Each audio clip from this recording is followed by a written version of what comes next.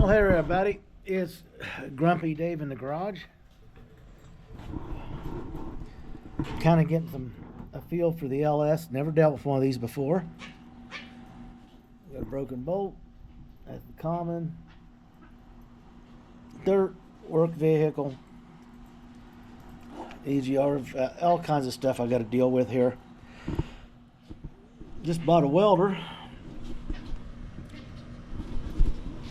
I need a gas MIG, and a buddy of mine went to the yard sale right down the street here when he left my house. My welder, he called me up and said, "Come out and look at this machine." And I offered him $60 for it. He took it. Surprised me. Brought it home, plugged it in. It feeds the wire, wants to weld. Didn't have the gas. Naturally, I didn't mess with it because the gas isn't hooked up to it. He's going to bring his gas bottle over and he's going to do some adjusting on it and get it to weld. For $60, I'll get my money out of it. I paid for more than that for that flux welder that's a pain in the butt to use.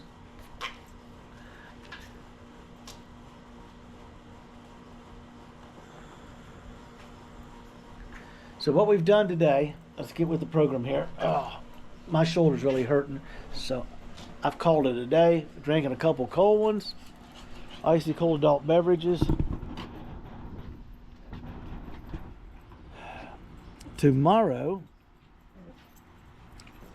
I got to raise the back of the engine. I got to move it back 2 inches.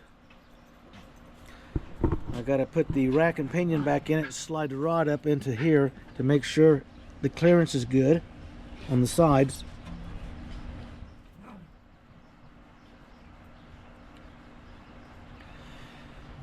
It should be. I'm going to fall over these dogs. They're fighting.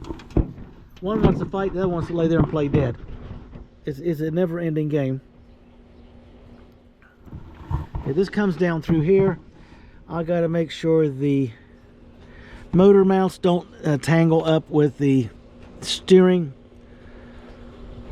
So that's the reason I want to run that in there, and then I can adjust the mounts. It's no big deal, but I want to get all this in here level, plumb, square, where it's supposed to be, set the proper position.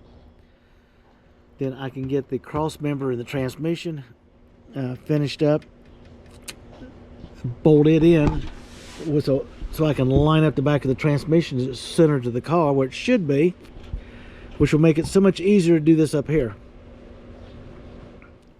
Now, what we have here,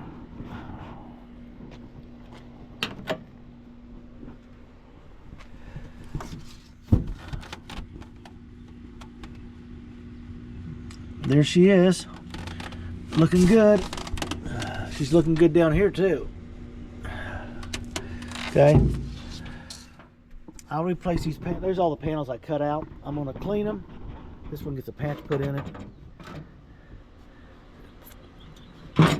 And then what I'll do is these panels will get re-welded in there. Okay.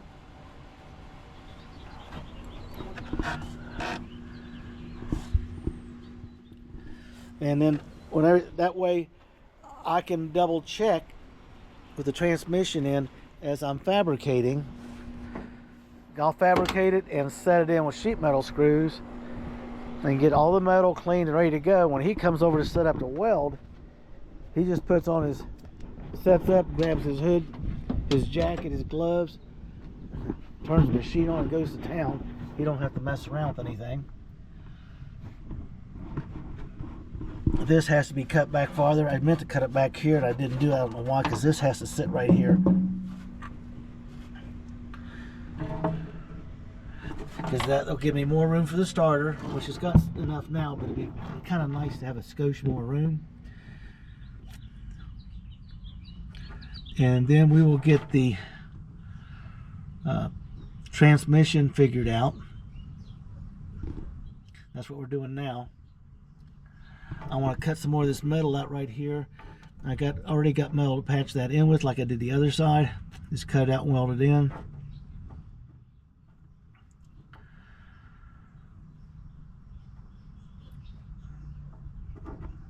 It'll be so sweet. I'm using round tube for the pieces here. so I can just heat the carpet and roll the carpet around all these seams. It's not going to be square corners and stuff like that. I don't like that. I like a smooth finish to it. So what we'll do is basically raise the transmission back up. I lowered it down, set it on jack stand, some wood, just so that if the jack bleeds off tonight, it won't be laying on the ground in the morning.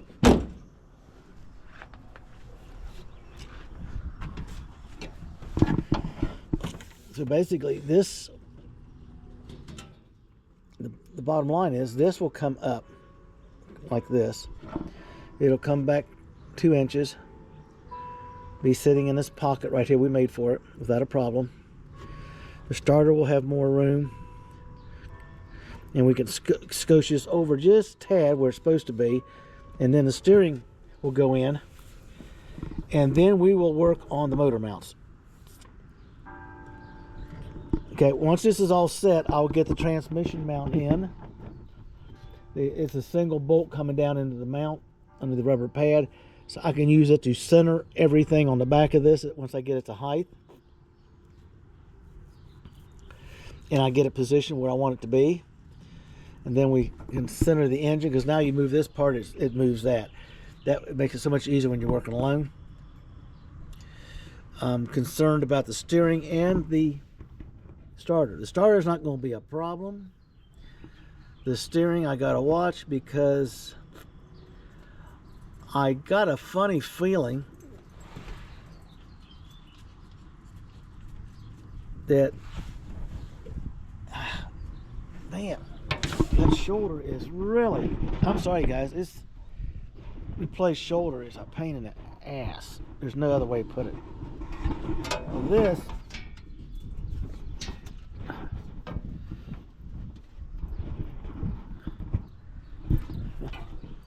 basically needs to be moved over. Give me 1 second.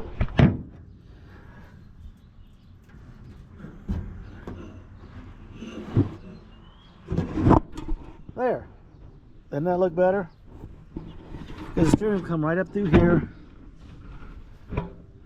Right there's the motor mount pad. Now, the way I got it figured, the mounts will drop down at an angle. I can't even move that arm right now. I don't know what's going on.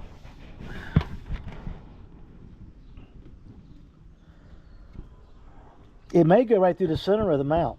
I'm not sure. So we'll get this puppy dialed in, and I'll get that shaft in there, and then we can figure out the positioning of the mounts.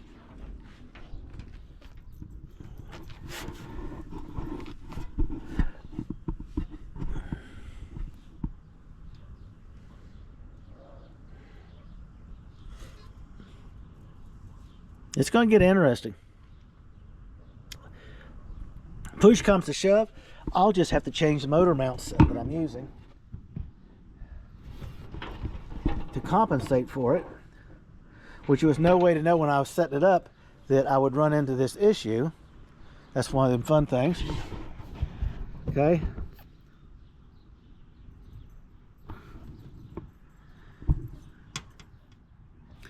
Because the mounts I'm using, they're in here. I took them off to just get them out of the way, because I carried that out there and slapped it in. Or right here.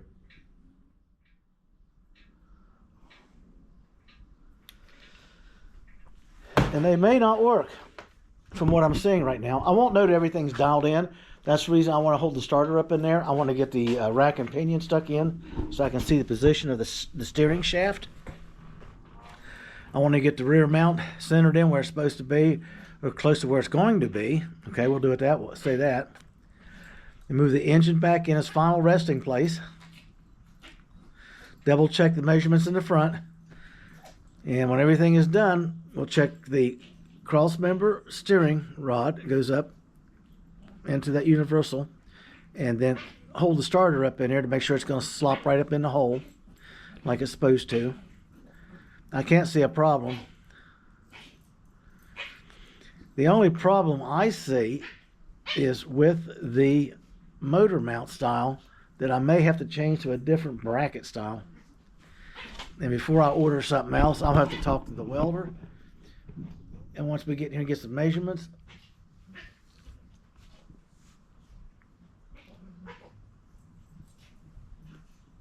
okay, I'm looking lopsided at it. Looks good from here.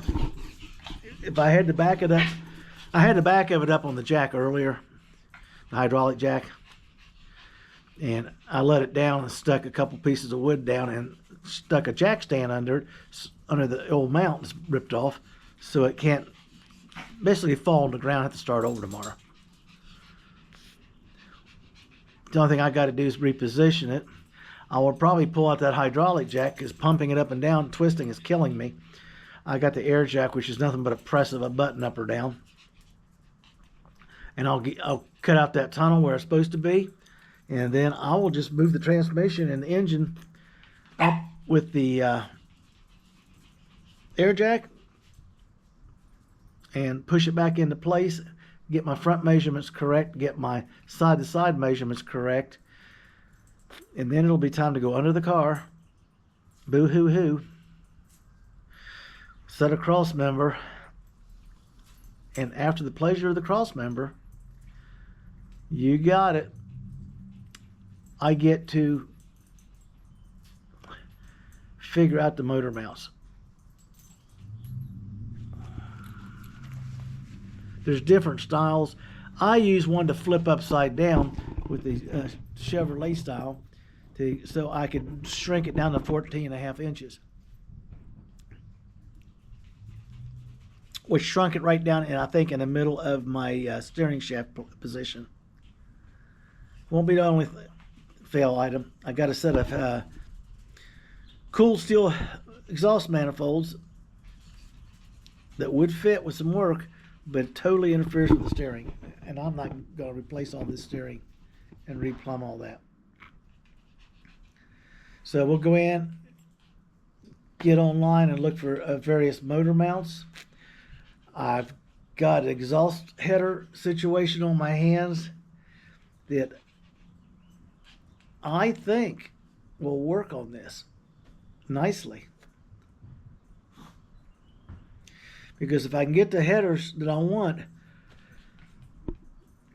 cut, welded, and altered the way I want them, they'll go through the fender wells and everything will line up for this particular build.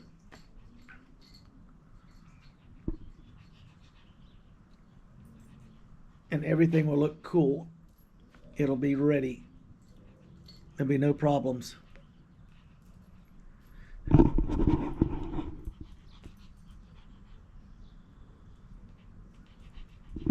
She's trying to get that washer off the ground right there I dropped. And she picks up nuts and bolts and washers and she runs out in the yard with them. At least when they're shiny, I can walk around before I mow the grass and pick them all up. So that's where we're at right now. Here's the LS, it's a 5.3. Got some stuff to do. I'm going to pull some EGR stuff off of it. I'm going to clean up and reinstall this. Got to get the old, someone cut and plugged the hose when they were running it before. See, I went to the cable, not the wire. I kind of get a few things I want to do on the engine. That'll be kind of later. That's rainy day work. Because once this is set and everything is welded in place, ready to accept this motor, I'm going to pull the mock-up out, pull the transmission down and set it on one of my car skates and just skate it back out of the way underneath the car. It won't hurt anything. Be out of my way. And that way my welder can weld on both sides. He can get all the welding done and everything done after we get the motor mounts in. He can just go to town and have a little weld party. And then after he gets totally done with the weld and everything, it's a one and done deal. I'll get the engine compartment figured out with the mock-up where it needs to be, and I'll be marking the fender wells to cut them out. I'll get the fender wells cut out. I'll get the engine compartment cleaned, primered again in paint, get everything ready to go. I'll install the heater box. I got to install a heater box control cable before I put the heater box in, because once it's in, you cannot hook it up. And it's gonna, I'm not gonna pull the engine up or out just to add a cable. Okay. So when that's done, it's good to go.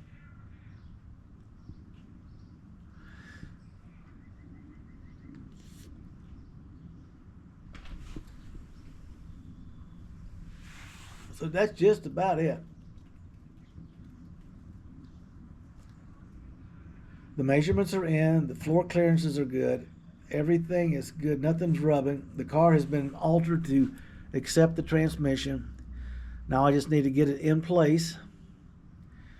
The cross member, I did it. I've already completely done the cross member. It's on the bench over there. It's been clean sanded. I cut off the worthless stuff I don't need, ground it down, flap attack, wire wheel, primer, paint, hung it up overnight to dry. It's ready to go in.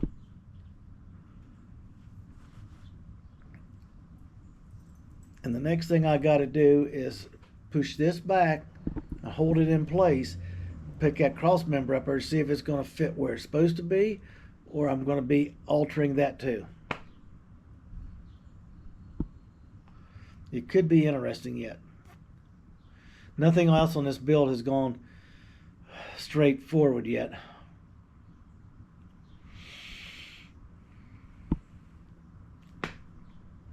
But once the like I'm saying, once that transmission is drilled in place and ready to go, okay, no iffy ands or buts or for about it, it'll hold that transmission tail shaft dead on, and I just got to line it up and fit the parts, the starter, the rack and pinion shaft, and then fit the motor mounts. After that, I'm saying, you take it apart. I'll just cut out the fender wells. I can always retrim them later. Get the thing in primer again, get it painted, get the heater box in it, get it installed with the new control cable. I'll just stub it inside a piece of tape. I'll put down what it is so I don't get lost with it. And that's it. There's no issues with it. Fitting is the hardest part. I got to fit it around so many different pieces, okay? If you just go in and do it like some people do, and then the next year you got another problem, and you got another problem, and it just cascades over and over and over till you get the mega problem that shuts your butt down, and you can't do anything. You go back and fix the original. So tomorrow you'll watch the setup.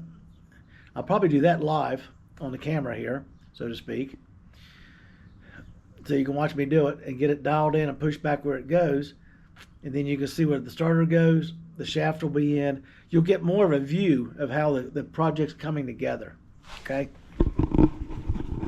Right now, it's just a Summit mock-up block and a 4L60E. But when she's sitting level and she's tucked back in there and she's centered where she has to be for the steering and for the starter, and I'll probably end up, like I'm saying, I'll be in here again.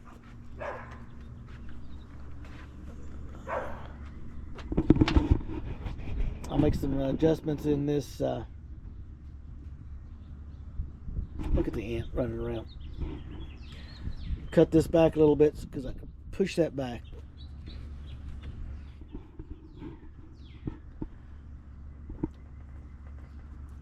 I got a lot of metal work to do on this side.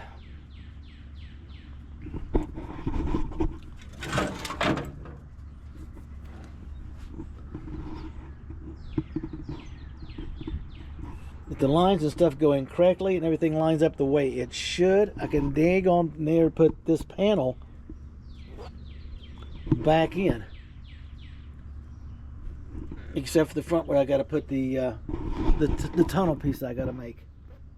So it'll be closing back up tight again. I just left room because it's easier to slide it around now than it is to trim it and trim it and trim it and fill it and trim it and cut it. So there we go. We'll get her up. We'll get her back in position tomorrow. I'll do as much as I can on the camera. Give you more of a view of setting it up and what I'm facing. because by the end of the day tomorrow, I want to have that cross member up in there, or facsimile thereof, and the engine sitting level where I want it, and push back in position. Because you guys see, you know, you tilt that engine up and then move it back like it's supposed to be, it's going to come back and give plenty of room up here for that front pulley. But then I got to make sure I can slap the starter in, which won't be an issue. The starter, the steering shaft, like we were talking about, is going to interfere with that motor mount, I think.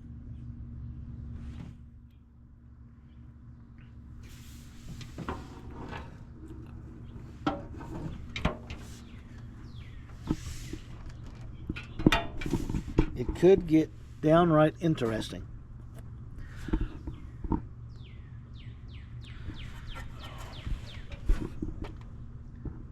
And I don't know what my options are to come off the top of this at this point. Okay, give you a good view down in there. So that's where we're at. I kind of stopped in the middle there and had to run over, and my welder found that welder for me, and I need to learn how to do a MIG gas. I've been doing stick welding on stuff and stuff, but this it's the way to go. I got a flux machine over there, which is okay for certain things, but I just don't like it. I just don't. I'm gonna sneeze. Anyway, there it is, people. Get your build on, figure out what you're doing, attack your problems and your issues, and have a blessed day. We'll see you tomorrow.